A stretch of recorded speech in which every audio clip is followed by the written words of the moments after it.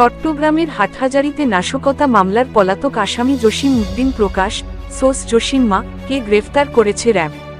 গত ৮ই ফেব্রুয়ারি সন্ধ্যা ৭টার দিকে র্যাব ৭ চট্টগ্রামের একটি অভিযানে তাকে হাটহাজারী বাজার এলাকা থেকে আটক করা হয়।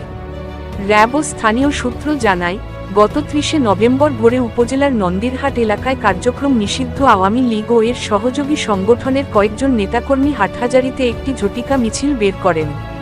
স্থানীয়দের ভাষ্য অনুযায়ী প্রায় ২৫ থেকে ৩০ জন নেতাকর্মী নন্দিরহাট ধোপার দিঘির পাড় থেকে মিছিলটি শুরু করেন। এতে নেতৃত্ব দেন চিকনদণ্ডী ইউনিয়ন যুবলীগের নেতা হাসান মুরাদ। তার সঙ্গে নিষিদ্ধ ছাত্রলীগের চট্টগ্রাম উত্তর জেলা শাখার যুগ্ম সম্পাদক ইকবাল হোসেন এবং যুবলীগ নেতা জসিম উদ্দিন প্রকাশ সোস জসিম্মা উপস্থিত ছিলেন বলে অভিযোগ রয়েছে। মাত্র ৩ মিনিটের মধ্যে মিছিল শেষ করে তারা সরে পড়েন। ঘটনাটির ভিডিও সামাজিক যোগাযোগ মাধ্যমে ছড়িয়ে পড়লে ফুটেজ দেখে হাটহাজারী থানা পুলিশ অভিযান চালিয়ে ৪ জনকে গ্রেফতার করে।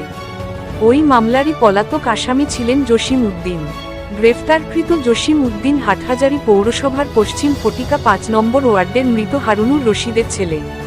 স্থানীয়দের দাবি, জসিম উদ্দিন ১৯৯৩ সাল থেকে হাটহাজারী থানা ছাত্রলীগের সক্রিয় সদস্য ছিলেন। পরে ২০০৬ সালে যুবলীগে যোগ দিয়ে এলাকার প্রভাব বিস্তার করেন।